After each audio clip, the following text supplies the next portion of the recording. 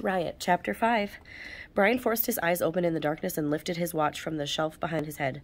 The numbers glowed in the dark. 2:20. He had heard something. Below, Josh's slow breathing came in soft waves. Maybe he'd imagined it. Click. The kitchen door leading to the garage opened and closed softly. Easing back the covers, Brian swung his legs over the sideboard and searched for the steps of the ladder. When he gained secure footing, he climbed down, careful not to wake Josh. He pulled on his jeans and hooded sweatshirt and then slipped out to the empty kitchen. Slowly, he turned to the handle to the garage and he stepped into the smell of oil and stacked wood and closed the door silently behind him. He crouched by the minivan and didn't move. Dad was pushing against the front of his pickup, inching the truck silently out of the garage. Brian almost called out, but stopped himself. He ducked down and peered through the window of the van. Clearly, Dad didn't want the family to know what he was doing. When the truck was halfway out, Dad hurried to the driver's seat, jumped in.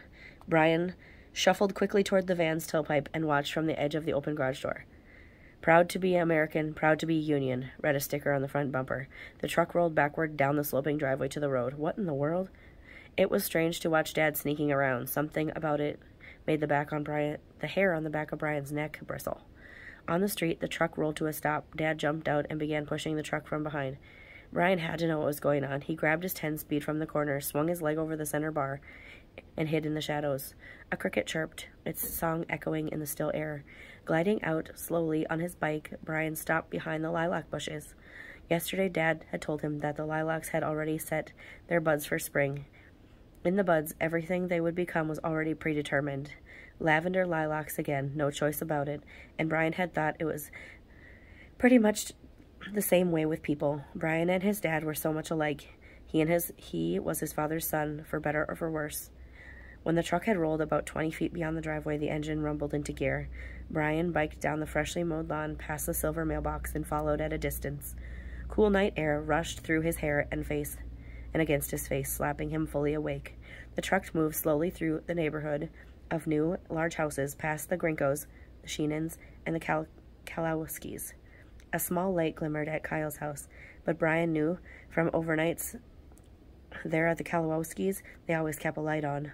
The truck rumbled so loudly that Brian was sure all of Cedar Ridge Addition would wake up. He held his breath and watched the houses. What if someone saw them? Wouldn't they think this looked strange? Would they call the police? Brian swallowed hard. And what would Dad do if he saw him in the rearview mirror? He tried to hang back, to not get too close. The truck moved slowly enough for Brian to keep up. He waited for his dad to turn on the lights, but the truck remained a dark shadow. Then it began to move faster. Brian pedaled harder. He shivered, partly from the chilly, early September air, but mostly from excitement. For the first time in a long time, he felt like he was part of what his dad was doing. Not the same closeness they had on their fishing trips, which until the summer had happened every weekend, but still something important. Brian was pretty sure it had to do with the rats. The truck wound through the back streets, avoiding the city well-lit main streets. At an approaching intersection, a white police car with 2 officers inside crossed and headed north. If they'd noticed Dad's truck without lights, they'd stop him. Brian held his breath. The police car moved on. Brian followed the truck through the intersection, careful to lag farther behind under the lights. He pumped his legs hard to catch up again, and 3 blocks further followed the truck down an alley. The truck slowed, then pulled up behind a small house with a white picket fence. The motor cut. Brian skidded to a stop behind a wide spruce tree, only 10 yards away. Whose house was this? He glanced around, hoping some mad watchdog wasn't going to pounce on his leg. He waited, the sound of his own breathing and heartbeat cranked to full volume. Dad sat in the truck, not moving. The door of a small house opened. In the shadows, a bulky, short man glanced up and down the alley and then lumbered toward the truck. It was the man with the caterpillar eyebrows. Dad climbed out, stepped to the back of the truck, and lifted his toolbox to the edge. He opened the lid and pulled out a mallet. He lifted up a brown bag, too. Suddenly, the sound of metal against metal filled the air. He dropped it. Shoot! The bottom of the bag got wet. He huffed. He looked around, and then he waved his hand at the man. They disappeared down the alley. Brian waited a few seconds and then put down the kickstand and inched toward the truck. From the open rear window came the smell of worn vinyl and sweat. Brian reached into the bed of the pickup. Something sharp pricked his finger. Again he reached, more carefully. This time he picked up a handful of long, sharp tacks. He had heard about tacks being tossed in the street over the summer, so this is what Dad had dropped. He scooped 3 handfuls of tacks onto the torn paper bag, gathered the paper edges together, and twisted it closed, like a big Hershey kiss, and then he slipped quietly down the alley after his father. When he reached the corner, he spotted the two silhouettes halfway down the block. Quickly he walked toward them, his footsteps muffled in the damp grass along the sidewalks. This neighborhood had some of the rattier houses in town, and then he caught his own joke. Rattier, rats. Though most workers lived in the housing camps southwest of his neighborhood. He'd heard that workers with families rented here, unlike his neighborhood, where new two-story houses, complete with decks and two-stall garages, sprouted up quickly as dandelions after the rain. The houses were small and old. To his right, a shutter hung limply on broken hinges. The lower entry step was broken. A tire filled with flowers decorated over an overgrown lawn. Maybe this was all rats could afford to live in. This is what it meant to work for baguette. To live on a lot less money. If unions helped people earn better wages so they could live better, then unions were a good thing. He heard his dad's low whisper, which was never very quiet, even at church, but he couldn't hear what he was saying. The two men moved between cars, parked on the west side of the street. What are they doing? His father, a dark shadow, squatted next to the rear tire of a dark-colored station wagon. It was a squeaky puff of air. Dad moved to the front tire.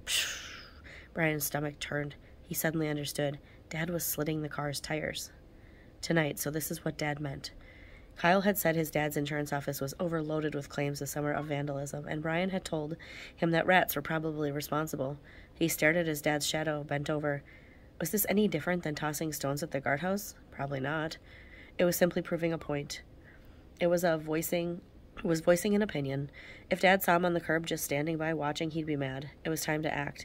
Either turn around and head home or help. Hand shaking, Brian twisted the wad of paper and grabbed a handful of 1-inch tacks. Their sharp points pricked his palm. He's a hero. The words pierced his conscience. Sharper than tacks. He looked around the street at the small houses, and he didn't know anyone who lived here.